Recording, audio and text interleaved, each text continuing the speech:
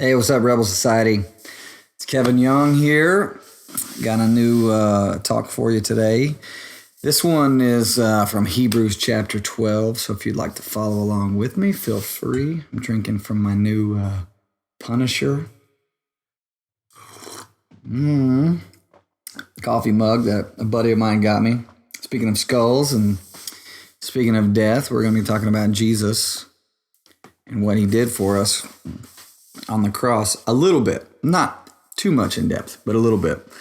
One cool thing that I learned from the Amplified Bible, check this out. This is a very cool tidbit in Hebrews chapter 12, verse 3. It says, he for the joy of accomplishing the goal set before him, he endured the cross, disregarding the shame. So check this out. I read this little footnote here. This is some cool things in the YouVersion app. It says, sometimes the public shame of the cross is overlooked when one thinks of the pain and agony inflicted by it. But in the Roman Empire, crucifixion was a shameful and disgraceful way to die, a form of capital punishment from which Roman citizens were exempt. I did not know that. So it was so shameful to be crucified that Roman citizens were exempt from it. So, I mean, if you were a murderer, but you're a Roman citizen, you got to die a more graceful way, so to speak. So just another layer of the humility and awesomeness of Jesus Christ, that the cross was the way that he died, because it was a lower class citizen's way to die, a shameful way to die, you know? I mean, we think shameful just because, you know, he was hanging up there naked or whatever, that it was shameful that he just because he was naked or something, but it was shameful even in the sense of like saying you're not even worthy to die, you know, in a graceful way. You have to die the worst shameful way. So just another layer of the awesomeness, absolute awesomeness and humility of Jesus Christ. So Hebrews chapter 1, we're going to start in the New Living Translation, then we're going to switch over to the Amplified, all right? So if you got your YouVersion app, can't even see. There it is. There you go. Look at all the cracks. I was running on a treadmill. See all the cracks in my phone? I was running on a treadmill and tried to set it on the little thing and like hit the headphones, and I just went bam. Also, I was trying to run on a treadmill while I was watching my daughter play, like she was playing Forza on Xbox, and she was like wrecking or whatever. And I was trying to run on the treadmill, and as she would like wreck and go left to right, I would like run left to right. Literally, my foot hit the side of the treadmill, and yeah, it was pretty bad. So don't do that. Don't ever watch someone play video games and try to run on a treadmill at the same time. Something you think that you'll never do in your entire life. I didn't think that I would do it yesterday, but it happened, and it's not going to happen again. Anyway, Hebrews 12, chapter 12, verse 1 in the New Living Translation. So in the previous chapter, in chapter 11, the writer of Hebrews goes through this list of all these people who accomplished great things, right? All these, the hall of faith, if you will. And starts in 12, verse 1. It says, therefore, since we are surrounded by such a huge crowd of witnesses, and the crowd of witnesses is the people that he was just talking about in chapter 11, these people who have accomplished all these great things. So therefore, since we're surrounded by such a huge crowd of witnesses to the life of faith, let us strip off every weight that slows us down, especially the sin that so easily trips us up, and let us run with endurance the race that God has set before us. And we do this by keeping our eyes on Jesus, the champion who initiates and perfects our faith. I love this verse. Because of the joy awaiting him, all right? Because of the joy awaiting him, he endured the cross, disregarding its shame, disregarding how it was like made him, you know, the bottom of the barrel, lower class citizen, worst way to die. Disregarded all that, but instead looked at the joy awaiting him. And now he is seated in the place of honor beside God's throne. Think of all the hostility he endured from sinful people, and then you won't become weary and give up. Now I want to read that very verse in the Amplified Bible. I was reading it the other day, and it just exploded in my brain. So Hebrews chapter 12, verse 3 in the Amplified. Check this out. It says, just consider and meditate on him who endured from sinners such bitter hostility against himself. First of all, I don't necessarily meditate very much on anything. I've never been diagnosed with ADD, but like meditating is like, you have to like start, or me anyway, I have like start over. It's like my mind just goes here, whatever. But I love this. It's like consider and meditate. I've never even thought about that, considered it. Consider and meditate on him who endured from sinners such bitter hostility against himself. Okay? And then consider it in all comparison with your trials.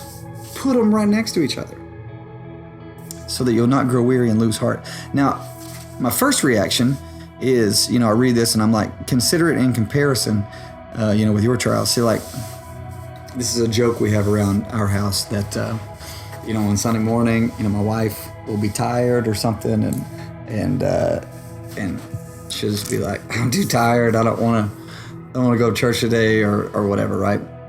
And I'm totally joking, but halfway serious. So she'll be like, yeah, let's not go. Let's just sleep in. I'm like, yeah, I know, we should sleep in. I was like, it's kind of like Jesus on Friday morning. He was just like, oh, guys, I'm too tired to go to the cross. Oh, I just need a couple extra hours of sleep before I do this thing, God, just give me a break here. I'm so sleepy, I'm so tired. And then she's like, all right, fine, you made your point. And it's totally a joke, right? I'm just totally playing, totally messing, totally kidding around. But like, that's where my mind goes to when I think, compare it to your trials. You're like, oh, I have no right to be complaining, or I have no right, look at what he went through. Oh, I have no right to be complaining. But think of it in another way. Instead of like, have no right to be complaining, it's not necessarily that. It's like, consider it in comparison with your trials for a reason. Consider it in comparison with your trials so that you will not grow weary and lose heart. Are you weary? Are you losing heart? Are you about to give up? Well, think about what he went through for you. Put it in comparison and let that be an encouragement to you, not something that makes you feel like, oh, well, he went through so much more, or my problems aren't so big. Yeah, your problems are big. Your problems are great. Your problems are huge. Your problems are weighing you down. Your problems are making you think that you can't go on. Your problems are making you think you don't want to wake up another day. Your problems are making you think that they're insurmountable, that they're a mountain that can never be topped, that they're, an obstacle that can never be overcome. Yeah, your problems are a big deal. So don't consider what Jesus went through compared to your problems to make you think that your problems aren't a big deal. They are a big deal, but consider it in the sense of that, what Jesus went through. An unclimbable mountain, right? And yet he climbed it. An obstacle that should not be able to be overcome by anybody. And he overcame it. And who are we followers of? We are disciples of Jesus Christ. We follow him. We follow his example. We love him. When trials come, we cannot forget who we are. We cannot all of a sudden believe in our heart that we are facing this all by ourselves. We cannot all of a sudden, a trial comes and this big thing happens, and then all of a sudden we're just like, we feel alone. That's the moment where who we are matters the most. That's the moment where who we belong to matters the most. That is the moment in life where we understand that walking alone means defeat. But if God is for us, if God is with us, who can stand against us? What obstacle can stand in our way? What mountain will we not be able to climb when he's climbing with us? Let me tell you a story. So you look at this, just consider and meditate on him who endured from sinners such bitter hostility against himself. So I did this talent show when I was a freshman in high school in the band Disciple. So Tim Barrett, original drummer of Disciple, was in this band as well. And the other two original members of disciple. So let me just, okay, hold on. So me and Tim started the band with 2 other guys from school. His name was Josh Cochran and Paul Hogan. And there was this keyboard player in school, and Chris, and I can't think of his last name right now. Just totally, it'll come to me later. Anyway, so we had this band, okay, and that was the real original disciple from like my 8th grade and freshman year of high school. The disciple that we consider to be the disciple today is one started in my junior year of high school with me and Tim and Brad Noah. But before that, we're talking 8th grade and freshman year of high school. So we did this talent show, and so this keyboard player that we knew, Chris, he'd written this song and wanted to sing it for the talent show. So he got the guys in Disciple, and we did it for him. And it wasn't a Christian song or anything. It was just a song he wrote.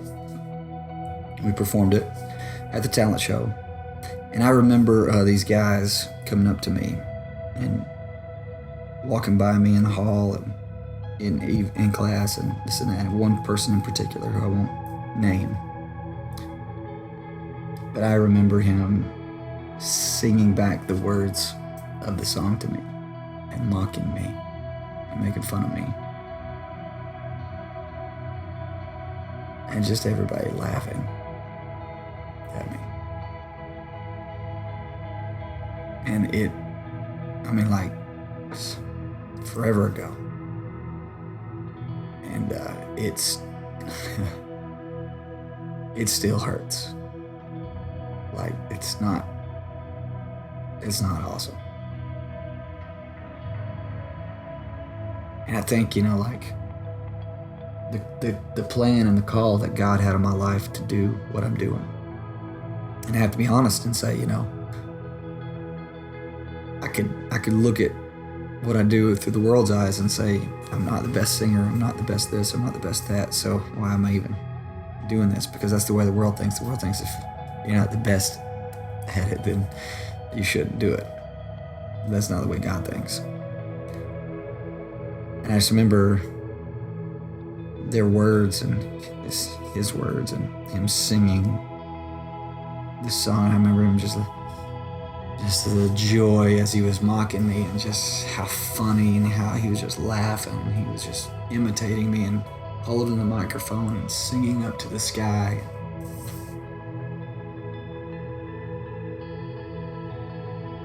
He's an evil man. Kids, just high school kids in particular, they're evil when it comes to mocking somebody. And can you feel that, what I'm saying? Can you feel the weight of that? You feel like the pain, like just decades later, and I'm still feeling, you know, that pain of someone mocking me, someone just taking what I had to offer and trampling it. You feel that? All right, because it's real, right? You felt that. All right, now, consider and meditate on him who endured from sinners such bitter hostility against himself.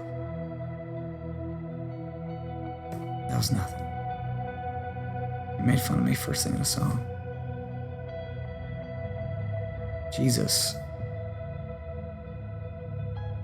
they literally put a crown of thorns on his head, wrapped him in purple, bowed down, and mocked him.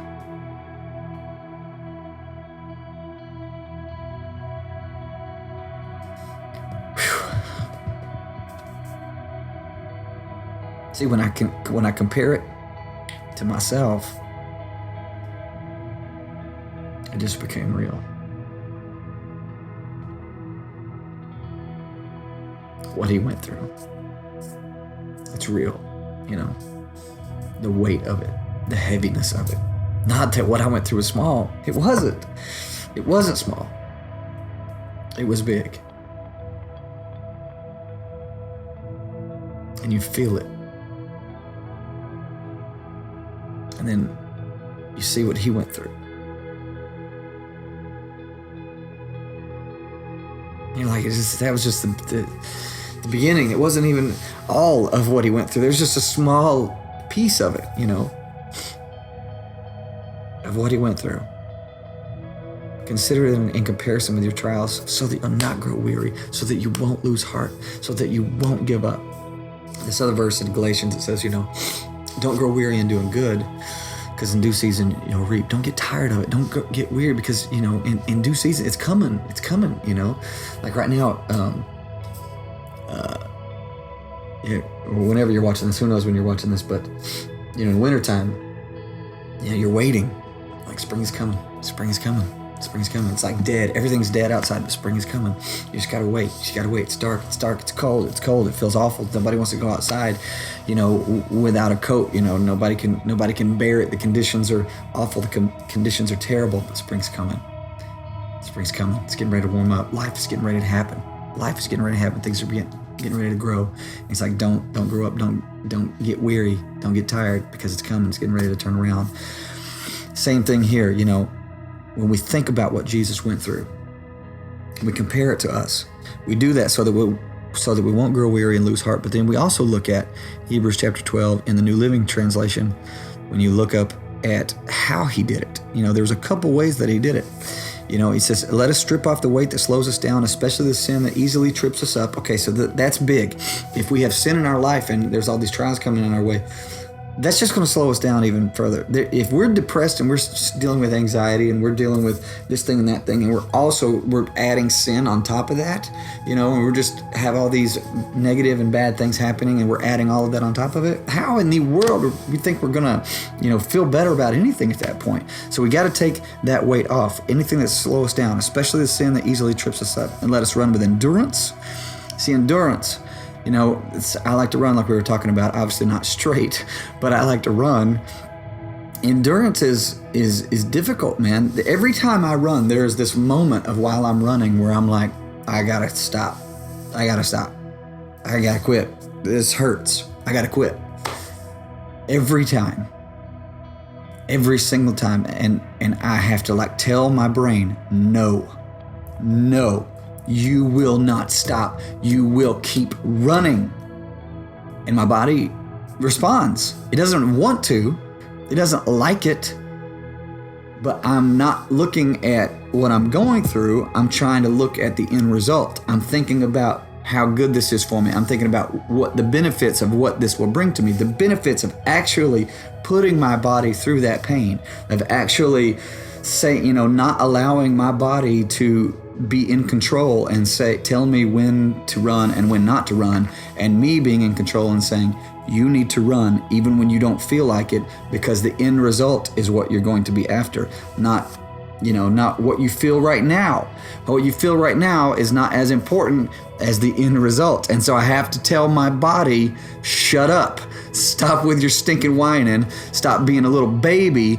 We're going to run through this pain, and then eventually, runners get this, this runner's high or whatever, this second wind or whatever. And I can't explain it. It makes zero sense. I have no idea how that even works scientifically, but it happens and it's true. And you basically just overcome your body. Check this out. He's like, let us run with endurance the race that God has set before us. We have to run that way. We have to treat, our emotions and our bodies and our feelings that way, especially when we wake up and feel like we can't go on. That obstacle feels like it's too tough. We're like, no, I will not stop. I have my mind set on what after this, not right now. I have my mind set on what's after this and not right now. Check it out. So he says we run with endurance the race that God set before us. We do this by keeping our eyes on Jesus, not the pain, not the struggle, not the moment, not how you want to give up, not how it feels too tough. We keep our eyes on Jesus, not the pain, not the emotion, not the struggle, the champion who initiates and perfects our faith. And this is how he did it, because see, he kept his eyes on the joy. Because of the joy awaiting him, he endured the cross. He wasn't focused on the cross. He wasn't thinking. His mind was his body was even saying, I don't want to do this. I don't want to go through this. If it's possible, I don't want to have to do this. And then that switch was flipped. And it was the joy that was awaiting him. And I believe not only the joy that was awaiting him that kept him going through the cross, or, kept him go through all that pain and all of that suffering, all the bitter hostility that he endured. It's not awesome being made fun of. It's not awesome reading Facebook comments saying you suck. It's not awesome having anyone, mock you or belittle you in any way. It's not great. But, Jesus, went through that and he felt that. But it wasn't just the joy for him that he was thinking about. I think he was also thinking about what it would do for us. And I know that that's next to impossible for us to consider, especially because, when we're so wrapped up in ourselves and so wrapped up in like how it's affecting us, and just let's just be honest with each other if we can. Self-centered. We're just self-centered and selfish. It's hard for us to think about how it's going to affect others. But just think about it for a second. When we actually press through, when we actually keep our eyes on what's after the trial, the joy that awaits us, man, what an impact that's going to have around the people around us. When we have a story, every person I know that loves Jesus has a story of a trial, has a story of an obstacle, has a story of how God walked them over a mountain, how God literally busted through the walls and busted through the obstacles to get them where they needed to be. They have a story. And the people who gave up, they don't have a story. Their story doesn't help anybody. Their story is only tragedy. Their story only makes people sad, and it doesn't encourage anyone. So sometimes it's actually not just about us pressing through. Sometimes it's about the ones around us. See, I didn't know while those dudes were making fun of me in high school that one day I'd be able to share that story. Be able to say, the devil was trying to take me out as a freshman in high school. He's trying to take me out, trying to mock me, trying to belittle me, trying to say, stop. You're no good. You probably should do something else. It's coming after me hard, attacking me hard. And God said, I don't need you to be the best. I need you to just give me what you have. Like the little kid, the fish and the loaves of bread. Give me what you got, however little it is, and I'll multiply it. And I gave him what I have. And he's taken it, and he's multiplied it. Did I have to go through trials? Yeah. Did I have to endure mocking? Yeah. Did I have to endure being poor for a really long time? Still. Yes. I'm not poor now because my wife has an awesome job. But before marriage, yes. This life was just not meant, to be lucrative, so to speak. Did I have to endure that? Yes. Did I have to endure long days and nights driving a van? Yes. Did I have to endure, showing up and driving halfway across the country for 8 people? Yes. Is it worth it? Every minute. Every minute. Every second. It's worth it. Every mountain, a bus breaking down, and it's got $35,000, $40,000 of damage, and you're like, how can you do this? And you reach out to your fans and say, I don't know if you can help us, but if you can. And 24 hours later, we had raised the money to fix our engine and transmission in the bus. Every single obstacle that's ever come along, God just like boom, boom, boom, boom, boom. Do you face trials? Yes.